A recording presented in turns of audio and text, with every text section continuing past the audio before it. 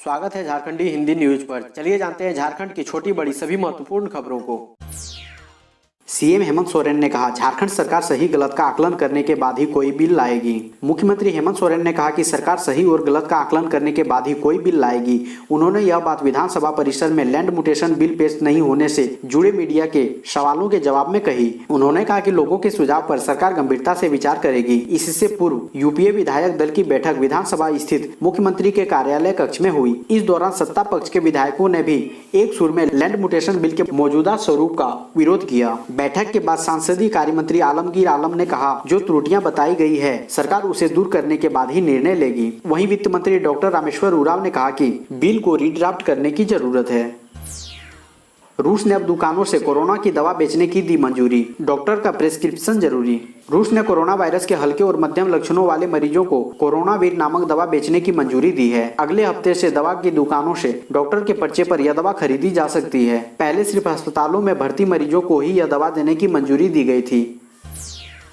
Corona के बीच बिहार से नेपाल, झारखंड और यूपी के लिए बस सेवा शुरू करने की तैयारी। बिहार में कोरोना काल के बीच अनलॉक की प्रक्रिया शुरू होने के बाद अब अंतर्राज्यीय सेवाओं का परिचालन शुरू करने का निर्णय लिया गया है। बिहार के जिलों के बीच चल रही बसों को विस्तार देते हुए परिवहन विभाग ने इसकी कार्य योजना बनाई है। विभाग ने यूपी, झारखंड और नेपाल के लिए बस सेवा शुरू करने की पहल की है। इसके लिए यूपी व झारखंड सरकार को पत्र लिखा गया है। वहीं नेपाल बॉर्डर पर आवागमन शुरू होने के बाद बसों का परिचालन शुरू करने का निर्णय लिया गया है। हेमंत सोरेन ने कहा, सहायक पुलिसकर्मी अपनी मांग रखें, सरकार विचार करेगी। झामुमो ने कहा, नियमितीकरण का सवाल ही नहीं। सहायक पुलिसकर्मियों के आंदोलन के सवाल पर मुख्यमंत्री हेमंत सोरेन ने कहा है कि उनके प्रति सरकार का सोच सकारात्मक है। वह सरकार के समक्ष अपनी मांगे रखें, उस पर सहानुभूति पूर्वक विचार किया जाएगा, लेकिन उनके द्वारा गैर कानूनी कदम उठाए जाने पर सरकार कोई समझौता भी नहीं करेगी। लाठीचार्ज के सवाल पर सीएम ने कहा कि इस बारे में उन्हें अभी कोई जानकारी नहीं है कि क्यों हुआ। उधर झामुमो महासचिव सुप्रियो भट्टाचार्य ने कहा है कि पुलिसकर्मियों की सेवा शर्त हेमंत सोरेन नहीं, रघुवर सरकार द्वारा बनाई गई है। इसमें स्पष्ट किया गया है कि 3 साल के अनुबंध के बाद एसपी के रिपोर्ट पर अधिकतम 1-1 वर्ष कुल 2 वर्ष का सेवा विस्तार दिया जा सकता है, लेकिन यह भी स्पष्ट किया गया है कि किसी भी हालत में उनका नियमितीकरण नहीं होगा। मानसून सत्र के पहले दिन अनुपस्थित रहे 12 विधायक। कोरोना महामारी के बीच विधानसभा का मानसून सत्र शुक्रवार से शुरू हुआ। कोरोना की गाइडलाइन, सोशल डिस्टेंसिंग सहित दूसरे मानकों का पालन करते हुए सत्र आहूत किया गया। सत्र के पहले दिन 12 विधायक सदन नहीं पहुंचे। अंबा प्रसाद, नमन विकसल कोंगाड़ी, रणधीर सिंह सहित कुछ विधायक होम आइसोलेशन में है। हालांकि सदन में मुख्यमंत्री सहित सभी 11 मंत्री मौजूद थे। सरकार ने सदन में पहले दिन 2584.82 करोड़ रुपए का प्रथम अनुपूरक बजट पेश किया। सरकार ने सदन में 5 अध्यादेश भी पेश किए। भाजपा विधायकों ने सहायक पुलिसकर्मी से की मुलाकात, कहा सोमवार को सदन में उठाएंगे मामला। मोहराबादी मैदान में पिछले 8 दिनों से आंदोलनरत सहायक पुलिसकर्मियों से भाजपा के प्रतिनिधि मंडल ने मुलाकात की। प्रतिनिधि मंडल में शामिल विधायकों ने कहा कि वे सहायक पुलिसकर्मियों पर लाठीचार्ज के मामले को सोमवार को सदन में उठाएंगे। साथ ही उन्होंने कहा कि जिला पुलिस बल ने महिला सहायक पुलिसकर्मियों पर लाठीचार्ज किया, जो निर्मम है। धर्मांतरण रोकने के लिए विश्व हिंदू परिषद चलाएगी अभियान, घर घर जाएंगे कार्यकर्ता। झारखंड सहित आदिवासी बहुल राज्यों में मिशनरी की ओर से चलाए जा रहे धर्मांतरण के खेल को रोकने के लिए विश्व हिंदू परिषद अभियान चलाएगी। इसके साथ ही अनुसूचित जाति, जनजाति एवं समाज के अन्य वर्गों के बीच सामाजिक समरसता बनाए रखने का प्रयास करेगी। शनिवार से रांची से कोलकाता के लिए हवाई यात्रा शुरू। हफ्ते में 3 दिन उड़ेगी इंडिगो की फ्लाइट। रांची में शनिवार से इंडिगो की फ्लाइट कोलकाता के लिए शुरू हो रही है। यह फ्लाइट हफ्ते में 3 दिन मंगलवार, बुधवार और शनिवार को चलेगी। शनिवार से इसकी शुरुआत हो रही है। यह फ्लाइट शनिवार को रांची से 8 बजे रवाना होकर रात 9:05 पर कोलकाता पहुंचेगी। उधर कोलकाता से शाम 6:15 पर रवाना होकर फ्लाइट शाम 7:10 पर रांची पहुंचेगी। धनबाद में जल्द शुरू होगा प्लाज्मा थेरेपी से कोरोना मरीजों का इलाज, उपायुक्त ने की तैयारी की समीक्षा। अब धनबाद में भी ज्यादा ही प्लाज्मा थेरेपी से कोरोना संक्रमितों का इलाज किया जाएगा। इसकी तैयारी अंतिम चरण पर है। पीएमसीएच स्थित ब्लड सेंटर में कोरोना संक्रमित मरीजों के लिए प्लाज्मा थेरेपी से उपचार की शुरुआत की जानी है। इसकी तैयारियां अंतिम पड़ाव पर पहुंच चुकी है। उपायुक्त सह अध्यक्ष जिला आपदा प्रबंधन प्राधिकार धनबाद उमा शंकर सिंह ने प्लाज्मा थेरेपी को लेकर शुक्रवार को अधिकारियों और चिकित्सा पदाधिकारियों के साथ बैठक कर तैयारी की समीक्षा की। कोरोना मरीज अपने पास रखें ऑक्सीमीटर। असमर्थ मरीजों के ऑक्सीमीटर के ऑक्सीजन लेवल मापने की व्यवस्था जिला प्रशासन करें। होम आइसोलेशन में रह रहे लोगों को खुद का पल्स ऑक्सीमीटर खरीदने की सलाह स्वास्थ्य विभाग ने दी है। स्वास्थ्य सचिव डॉक्टर नितिन मदन कुलकर्णी की ओर से इस संबंध में सभी डीसी को निर्देश दिया गया है। इसमें कहा गया है कि सभी डीसी अपने जिले में होम आइसोलेशन में रह रहे कोरोना पॉजिटिव मरीजों को पर्सनल ऑक्सीमीटर खरीदने के लिए प्रोत्साहित करें। खुद का पल्स ऑक्सीमीटर खरीदने में असमर्थ मरीजों के ऑक्सीमीटर के जरिए ऑक्सीजन लेवल नापने की व्यवस्था जिला प्रशासन करें। स्वास्थ्य सचिव ने कहा कि ऑक्सीमीटर से मरीज की लगातार निगरानी की जा सकती है। ऑक्सीजन लेवल घटने पर मरीजों को तुरंत बेहतर इलाज के लिए कोविड केयर सेंटर में भर्ती किया जाना चाहिए।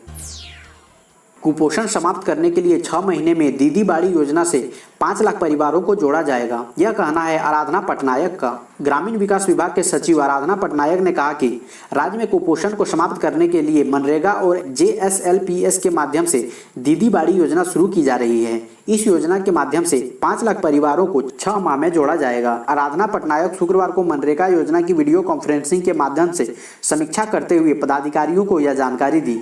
उन्होंने इस योजना को सफल बनाने के लिए हर संभव प्रयास करने का निर्देश दिया। आराधना पटनायक ने कहा कि राज्य में धान रोपनी इत्यादि कार्य समाप्त होने के बाद बड़ी संख्या में मजदूरों को काम की आवश्यकता पड़ेगी। इसको देखते हुए विभाग एक अभियान चलाकर रोजगार उपलब्ध कराने की कार्रवाई की जा रही है। उन्होंने कहा कि 18 सितंबर से 12 अक्टूबर तक मिशन मोड में अभियान चलाकर आवश्यक कार्रवाई विभागीय स्तर पर की जाए ताकि सभी स्थानीय एवं प्रवासी मजदूरों को रोजगार उपलब्ध कराया जा सके। अभियान की अवधि में 1.5 करोड़ मानव दिवस सृजन करने का लक्ष्य है। झारखंड में अब 33 दिनों में दोगुने हो रहे कोरोना मरीज। झारखंड में कोरोना को हराकर संक्रमण मुक्त होने वाले मरीजों की कुल संख्या अब 54,052 हो गई है। राज्य में शुक्रवार को भी 1245 मरीज स्वस्थ हुए। वहीं बड़ी संख्या में मरीजों के स्वस्थ होने के बाद अब झारखंड में मरीजों के स्वस्थ होने की दर बढ़कर 78.81% हो गई है, जो राष्ट्रीय दर 78.60% से अधिक है। वहीं झारखंड में अब 33 दिनों में कोरोना के मरीज दोगुने हो रहे हैं। 1 सितंबर तक राज्य में 15 दिनों में ही कोरोना के मरीज की संख्या दोगुनी हो रही थी। झारखंड में वर्दी की गरिमा तार-तार, पुलिस की मानवाधिकार की समझ पर उठे सवाल। नौकरी में अस्थायीकरण की मांग को लेकर राजधानी में आंदोलनरत सहायक पुलिसकर्मियों पर पुलिस ने लाठीचार्ज किया, आंसू गैस के गोले दागे।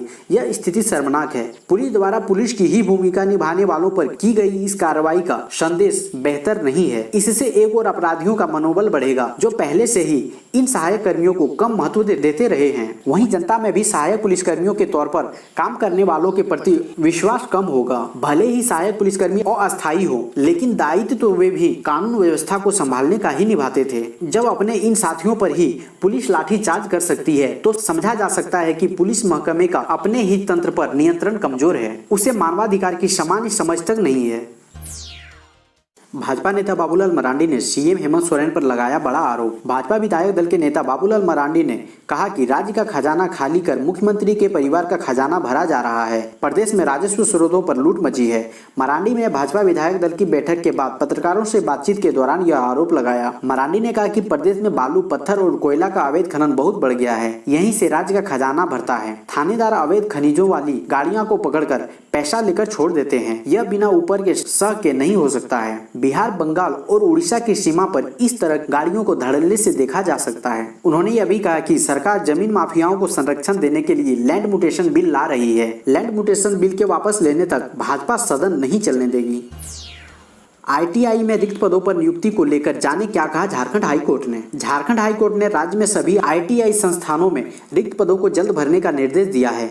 शुक्रवार को एक जनहित याचिका पर सुनवाई करते हुए chief justice doctor Ravi Ranjan और जस्टिस सुजीत नारायण प्रसाद की अदालत ने कहा कि सरकार को रिक्त पदों को भरने में अविलंब नहीं करना चाहिए। सरकार ने राज्य के युवाओं को तकनीकी कौशल करने के लिए इतना बड़ा इंफ्रास्ट्रक्चर बनाया है, तो इसका इस्तेमाल भी होना चाहिए। रिक्त पदों को भरने के लिए जो भी प्रक्रिया करनी है उसे तत्काल पूरा करें।